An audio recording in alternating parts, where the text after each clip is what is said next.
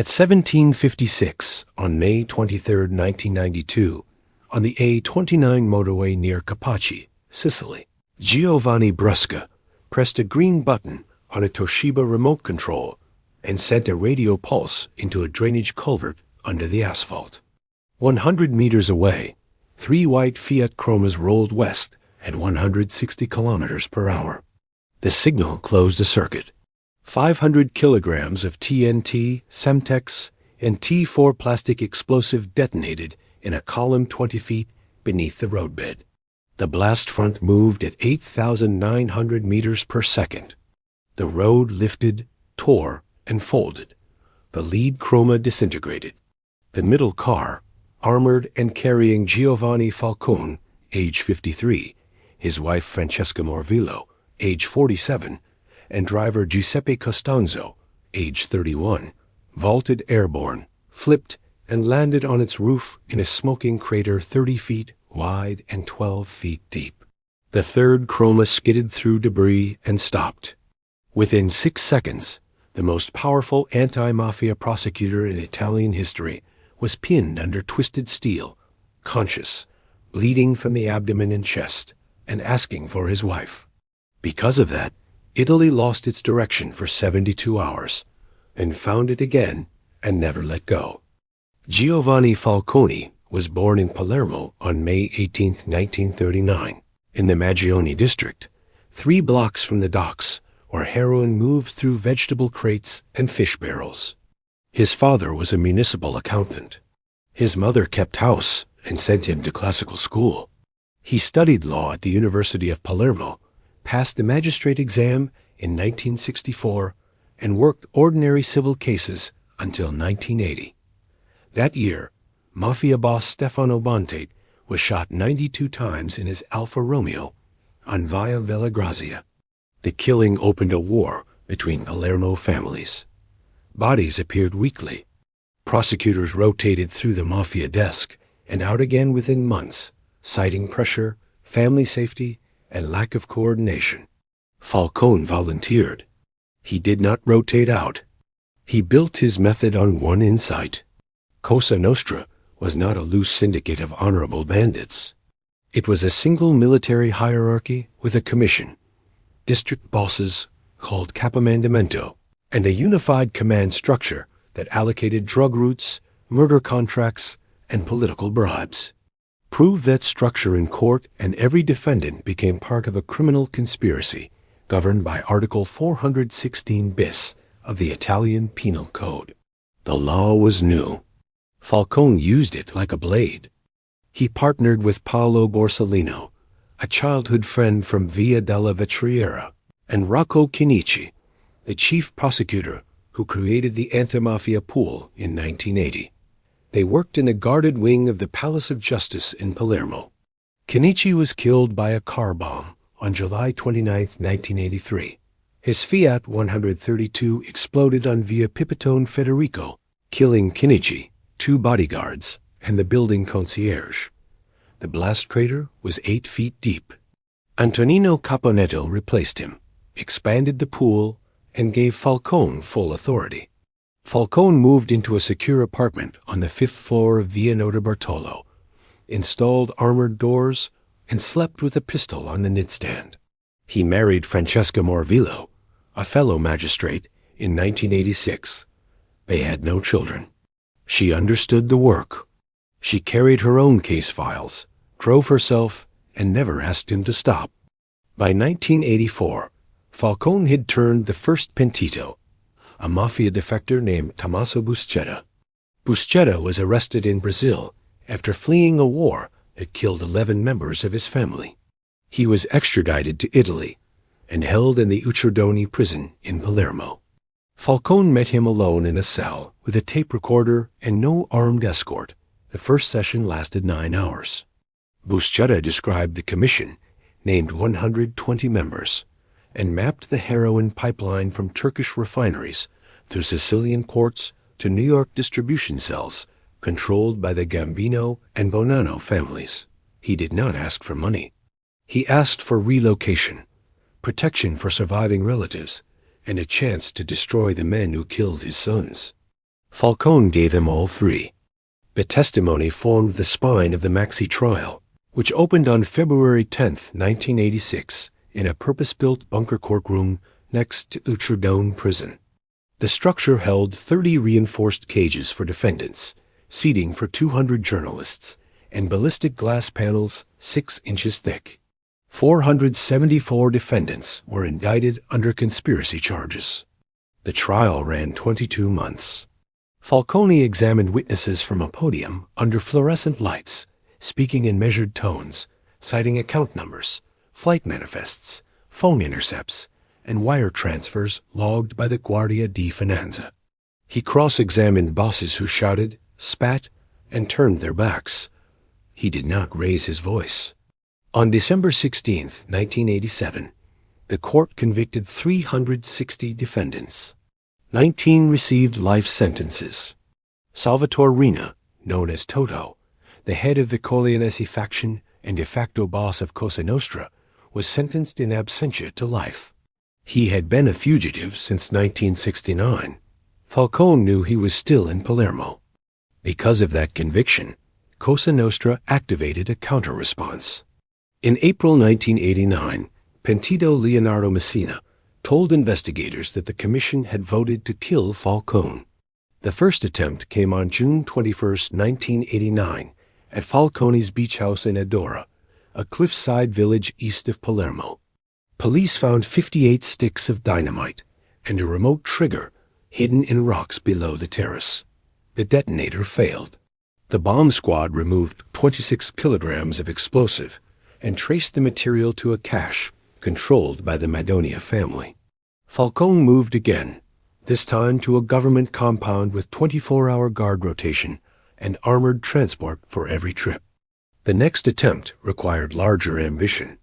Riina convened a commission meeting in late 1991 and assigned execution authority to Giovanni Brusca, age 35, Piepo of San Giuseppe Geto, a hill town 40 kilometers south of Palermo.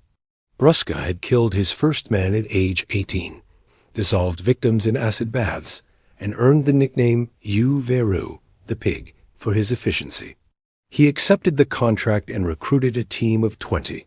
They included Santino Di Matteo, a soldier who ran surveillance, Pietro Rempula, an explosives handler trained by Sicilian quarrymen, and multiple spotters placed on overpasses, gas stations, and rest stops along the Palermo to Trapani highway corridor.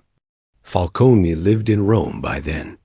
In January 1991, he had accepted the post of Director of Penal Affairs at the Ministry of Justice, a promotion that removed him from frontline prosecution, but placed him at the center of national anti-mafia coordination. Critics in Palermo accused him of abandoning the field. He responded that he could write laws in Rome or try cases one at a time in Sicily. He chose laws. The move also meant he flew home to Palermo on weekends. His flight schedule was not classified, but it was not random. He preferred Alitalia evening flights on Fridays and return flights Sunday night or Monday morning.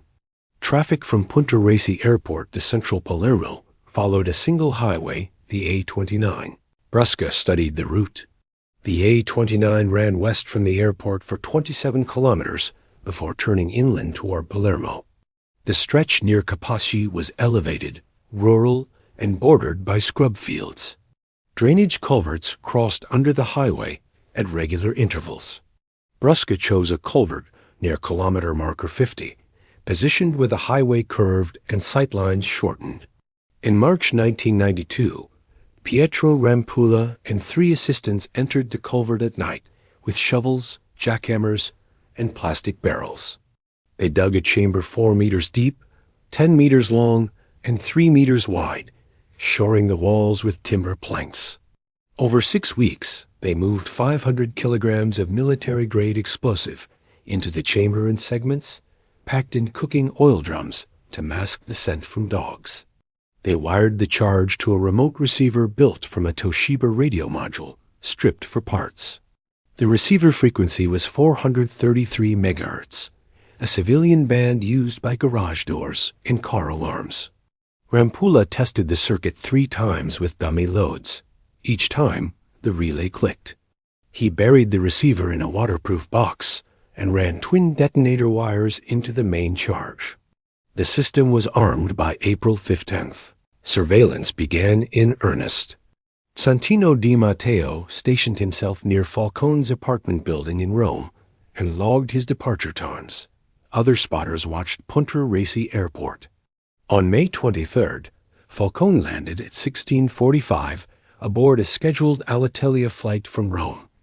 He traveled with Francesca Morvillo. 3 Fiat Cromas waited on the tarmac, engines running. The lead car held Vito Schifani, age 27, a Polizia di Stato officer married 7 months, and 2 colleagues, Rocco De Sillo, age 31, and Antonio Montanaro, age 30, head of Falcone's escort detail. The middle Croma was armored, equipped with run-flat tires and ballistic window inserts. Giuseppe Costanzo, age 31, drove. Falcone sat in the front passenger seat. Francesca sat in the rear, with case files open on her lap. The third Croma carried 4 additional officers as rear security. The convoy left the airport at 16:50. Spotters on the A29 relayed progress by handheld radio. Brusca waited in a Fiat Uno, parked on a dirt access road 200 meters from the culvert. He held the Toshiba remote in his right hand, antenna extended, battery fresh. At 17:56, the lead Croma passed the marker. Brusca pressed the green button. The radio pulse covered the distance in microseconds. The circuit closed. The detonator wires heated. The primary charge lit. The explosion reached peak overpressure in 4 milliseconds. The fireball consumed the oxygen in the culvert and burst through the asphalt in a column of flame, smoke, and pulverized rock. The blast wave spread radially at 8,900 meters per second, faster than the speed of sound in air. The lead Croma lifted 3 meters, flipped, and broke apart. Vito Schifani, Rocco De Sillo, and Antonio Montanaro died instantly, their bodies torn by overpressure trauma and shrapnel. The middle Croma, heavier and reinforced, was thrown forward and upward, rotated 180 degrees, and landed inverted in the crater. The roof collapsed inward. The airbags deployed, then deflated. Giuseppe Costanzo was crushed against the steering column. Falcone was pinned by the dashboard, the seatbelt cutting into his chest and abdomen. Francesca Morvillo was trapped in the rear, her legs folded under crumpled metal. The third Croma skidded through debris, the driver braking hard, and stopped at the crater edge. The blast was heard 11 kilometers away in Capaci town center. Windows shattered in homes along the coast. A seismograph at the University of Palermo registered a tremor equivalent to a magnitude 2.0 earthquake. The first radio call reached the Palermo Operations Center at 17:58. Firefighters, paramedics, and police units mobilized within 3 minutes. Helicopters lifted from Boca de Falco Air Base at 18:05. Traffic on the A29 stopped in both directions. Drivers climbed from their cars and ran toward the smoke. The first responder on scene was a Carabinieri sergeant named Sergio Capuzza. He arrived at 18:02, alone, driving a patrol Alfa Romeo. He stopped 50 meters from the crater, grabbed a fire extinguisher and a pribar, and sprinted forward. The middle Croma was upside down, tires still spinning, fluids leaking onto broken asphalt. Capuzza knelt at the driver's window and saw Giuseppe Costanzo motionless, head tilted, blood pooling under the seat. He moved to the passenger side. The door was jammed. He wedged the pribar into the seam and pulled. The metal bent but held. He heard a voice inside, faint, male, asking for Francesca. Capuzza shouted back that help was coming. He kept pulling. The door gave 10 centimeters, not enough. He moved to the rear window, which had blown out. He reached inside and touched a hand. Francesca Morvillo was conscious, breathing in short gasps asking if her husband was alive. Capuzza said yes. She asked him to tell Giovanni she was there. Capuzza said he would. He stayed at the window, holding her hand, until the fire brigade arrived at 1809. It took 23 minutes to cut through the roof column and free Giovanni Falcone. Hydraulic spreaders, powered by a diesel generator, sheared the steel in 3 passes. Paramedics slid a spine board under him and lifted him onto a stretcher. His eyes were open. He recognized Capuzza and asked again for his wife. Capuzza said she was being extracted. Falcone nodded, closed his eyes, and lost consciousness. Francesca Morvillo was removed at 1834. Both were loaded into separate helicopters and flown to Civico Hospital in Palermo. Giuseppe Costanzo was declared dead at the scene at 1841. The bodies of Schifani, Isillo, and Montanaro were recovered from the wreckage of the lead Croma by 19 o'clock. The crater measured 30 feet in diameter at the surface, 12 feet deep at the center, and exposed the steel rebar grid of the highway foundation. Bomb squad technicians who arrived in 1915 estimated the charge size at 400 to 500 kilograms of high explosive. The detonation velocity, based on crater analysis and witness accounts, was calculated at approximately 8,900 meters per second, consistent with military-grade TNT or Semtex composite. The blast wave had enough energy to shatter windows 400 meters away and flip a vehicle weighing 1,800 kilograms. Giovanni Falcone arrived at Civico Hospital at 1852. Surgeons opened his chest and abdomen, repaired a torn aorta, removed shrapnel from his liver and spleen, and transfused 6 liters of blood. He regained consciousness at 20:30 and spoke for 2 minutes with Paolo Borsellino, who had flown in from Marsala. Falcone told him the explosion was professional, the placement perfect, and the target unmistakable. He said, "They finally got me." Borsellino held his hand. Falcone asked about his wife. Borsellino said she was in surgery. Falcone closed his eyes. His blood pressure dropped. His heart stopped at 23:05. Resuscitation efforts continued for 8 minutes. He was pronounced dead at 23:13. Francesca Morvillo died in the operating room at 23:40. Her injuries included bilateral pulmonary contusions, a ruptured spleen, and multiple fractures to the pelvis and femur. The surgical team worked for 3 hours, but could not stabilize her. She never regained consciousness after arriving at the hospital. By midnight, crowds gathered outside Civico Hospital, in Piazza Politeama, and along Via della Liberta. People carried candles, white sheets, and photographs of Falcone. Some wept. Others stood silent. At 1 o'clock, the hospital released a statement confirming 5 deaths. Television networks interrupted programming. RAI broadcast footage of the crater, the wreckage, and the helicopters landing on the hospital roof. Prime Minister Giuliano Amato addressed the nation at 2:30 from Rome. He declared the attack an assault on the Republic and promised emergency legislation. President Oscar Luigi Scalfaro flew to Palermo the next morning and walked the blast site. He knelt at the crater edge, touched the scorched asphalt, and did not speak. A funeral took place on May 29th, 6 days later, in the Basilica of San Domenico in Palermo. 5 caskets lay in a row before the altar.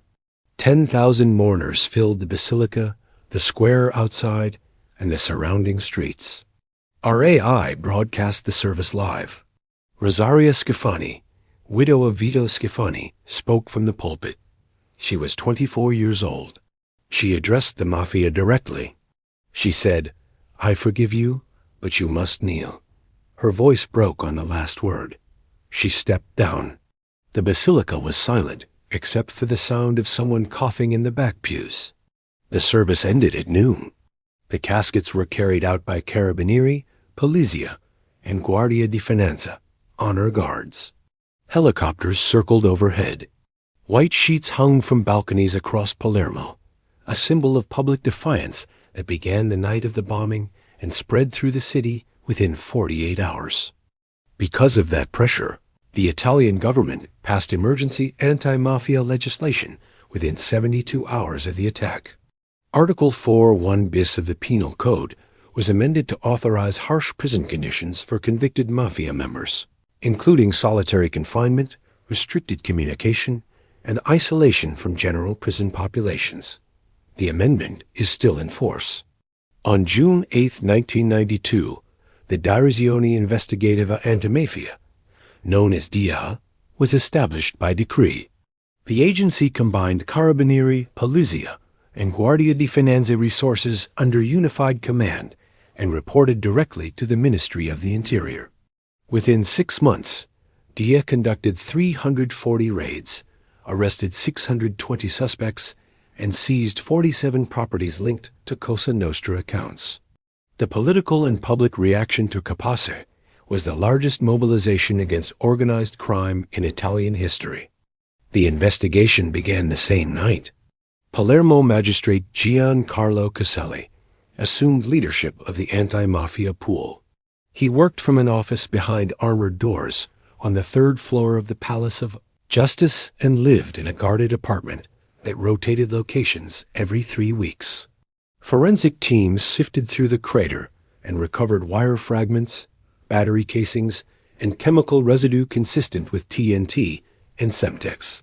The detonation system was reconstructed in a lab at the Carabinieri Ross, the Special Operations Group. Technicians identified the Toshiba remote frequency and the relay circuit design. Within 10 days, investigators knew the bomb had been triggered remotely from close range, that the charge had been buried weeks in advance, and that the operation required at least a dozen people with technical skill, local knowledge, and access to military explosives. The first break came from a pentito named Leonardo Messina, who had defected in 1992 before the bombing. He provided names of soldiers loyal to Salvatore Riina and pinpointed Giovanni Brusca as the likely coordinator. Another defector, Francesco Di Carlo, confirmed that the commission had authorized the hit and that Brusca was the triggerman. On July 19, 1992, 58 days after Capaci, Paolo Borsellino was killed by a car bomb outside his mother's apartment building on Via D'Amelio in Palermo.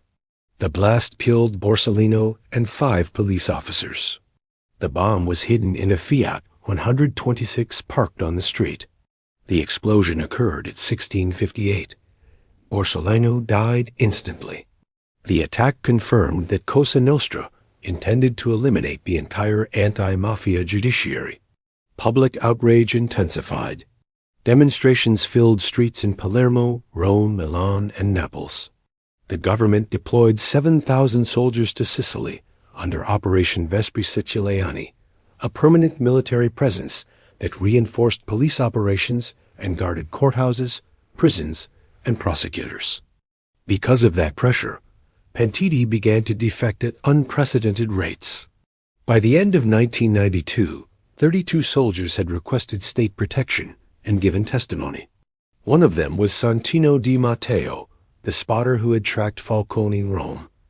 Di Matteo defected in October 1992 and told prosecutors that Giovanni Brusca had pressed the button, that the operation was planned over 6 months, and that Toto Riina had personally approved the target.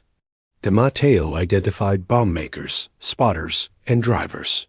He drew maps of the culvert, listed the spotters' positions along the A29, and described the frequency test Brusca had conducted the day before the attack. His testimony was corroborated by forensic evidence and intercepts. In exchange, Di Matteo received protection, a new identity, and relocation. His cooperation cost him his family. In November 1993, his 12-year-old son Giuseppe was kidnapped by Brusca's men, held for 779 days, strangled, and dissolved in acid. The boy's body was never recovered. Di Matteo's testimony did not change. He appeared as a witness in every major trial related to Capaci. Salvatore Riina was arrested on January 15, 1993, in Palermo. Carabinieri Ross agents surrounded a private apartment on Via Bernini at dawn. Rina lived there under an assumed name with his wife and 4 children. He had not been photographed in 24 years. The agents carried a 1969 mugshot, digitally aged, and a description from Pentiti. They knocked. Rina opened the door. He was 62 years old, short, gray-haired, wearing a cardigan and slippers. He did not resist. He was taken to Utrecht prison and placed in solitary confinement under 4-1 bis conditions. His trial began in 1996. He was convicted of ordering the Capaci bombing, the Via D'Amelio bombing, and 34 other murders. He received 28 life sentences. He died in Parma prison on November 17, 2017, at age 87, having served 24 years in isolation. Giovanni Brusca remained a fugitive until June 20, 1996. Carabinieri located him in a farmhouse near Agrigento through phone intercepts and informant tips. He was arrested without incident. At the time of his capture, he was wanted for 150 murders, including the Capaci bombing, the kidnapping and murder of Giuseppe Di Matteo, and the killing of Pentito Vincenzo Milazzo. He was tried, convicted, and sentenced to life in prison in 2000. In 2001, Brusca became a pentito himself. He provided testimony that led to 200 arrests and detailed the inner workings of the Corleonesi command structure. His disclosures were used to dismantle drug networks, seize properties, and convict bosses still active in 2005. Because of his cooperation, his sentence was reduced to 26 years under Italian law governing pentiti leniency. He was released from prison on June 1, 2021, after serving 25 years. The decision caused public outcry. Survivors of his victims protested in Palermo, Rome, and Milan. Rosaria Schifani, widow of Vito Schifani, said she would never forgive him and that the state had betrayed justice. Brusca left prison under restricted residence orders and disappeared into state protection. Falcone's judicial methods survived him. The Anti-Mafia pool model spread to Naples, Calabria, and Rome. Prosecutors now work in teams, share evidence through digital case management systems, and rotate leadership to prevent single-point vulnerability. The 41 bis prison regime remains the cornerstone of deterrence. As of 2025, over 750 convicted mafia members are held under 4-1 bis conditions across Italian prisons. The DIA has conducted more than 7,000 operations since 1992, seized assets worth 18 billion euros, and maintained permanent offices in Palermo, Naples, Reggio Calabria, and Rome. The Maxi trial methodology, connecting individual crimes to organizational conspiracy, became the blueprint for prosecutions against the Camorra, 'Ndrangheta, and Sacra Corona Unita. Courts in the United States, Belgium, and Germany have cited Falcone's work in RICO and organized crime conspiracy cases. Falcone's legacy is physical and visible. Palermo's airport was renamed Falcone Borsellino Airport in 1993. A memorial tree, the Ficus macrophylla, stands outside the apartment building where Falcone lived on Via Notarbartolo. Citizens leave flowers, photographs, and letters at its base year-round. Every May 23rd, on the anniversary of Capaci, students from Sicilian schools plant trees in Falcone's name. Schools across Italy carry his name. His image appears on postage stamps, currency, and public murals. In 2012, the Italian government established National Day of Remembrance for Victims of the Mafia, observed annually on March 21st. The day honors Falcone, Borsellino, and more than 3,000 others killed by organized crime since 1893. The stretch of the A29 near Capaci was repaired within 6 weeks of the bombing. The crater was filled, the roadbed relaid, and traffic resumed. A memorial marker was installed at kilometer 50 in 1994. It lists 5 names: Giovanni Falcone, Francesca Morvillo, Vito Schifani, Rocco De Sillo, Antonio Montanaro. The marker faces west, toward Palermo. Every year on May 23rd, at 1756, the Italian Highway Patrol closes that section of the A29 for 1 minute. Traffic stops. Drivers turn off their engines. Silence returns to the place where the road once split open. 5 people died, and a republic woke up. Giovanni Falcone once said that the mafia is a human phenomenon, and like all human phenomena, it has a beginning and it will have an end. He said it in a lecture at the University of Palermo in 1991. He did not live to see the end. But because of what he did, and because of what happened at 1756 on May 23, 1992, the beginning of that end became possible. The bomb that killed him changed the rules.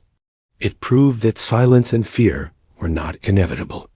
It forced a government to act, citizens to march, and prosecutors to keep working long after the funerals ended. The cost was counted in names. The result is still unfolding.